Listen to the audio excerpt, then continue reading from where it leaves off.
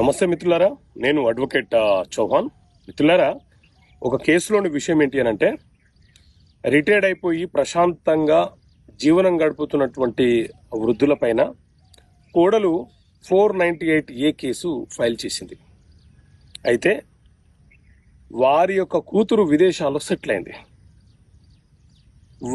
ఈ వృద్ధులు ఎవరైతే ఉన్నారో తల్లిదండ్రులు బిడ్డను చూడడం కోసం విదేశాలకు వెళ్ళాలనుకుంటే పాస్పోర్ట్ అధికారులు మీ మీద క్రిమినల్ కేసు ఉండడం వల్ల మీ యొక్క పాస్పోర్టును మేము రెన్యువల్ చేయలేము అని చెప్పి అడ్డుకున్నారు.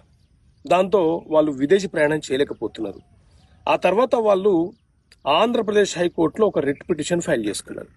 సో దీని మీద విచారణ చేసినటువంటి ఆంధ్రప్రదేశ్ హైకోర్టు ఎవరి మీదనైనా సరే ఒక క్రిమినల్ కేసు ఉన్నంత మాత్రాన వాళ్ళు నేరస్తులు కాదు, వాళ్ళు నేరం ఆరోపించబడుతున్నటువంటి వ్యక్తులు కాబట్టి వారి యొక్క విదేశీ ప్రయాణాన్ని అడ్డుకునే హక్కు మనకు లేదు. వారి యొక్క స్వేచ్ఛ కోర్టు యొక్క అనుమతితో వినియోగించుకునే అవకాశం ఉంటుంది అని చెప్పి కోర్టు వారి విదేశీ ప్రయాణానికి గ్రీన్ సిగ్నల్ ఇచ్చింది. సో ఈ కేసు ఆంధ్రప్రదేశ్ హైకోర్టు ఇచ్చినటువంటి తీర్పు కేసు యొక్క నెంబర్ ఏంటి అంటే రిట్ పిటిషన్ నెంబర్ 2038/2021.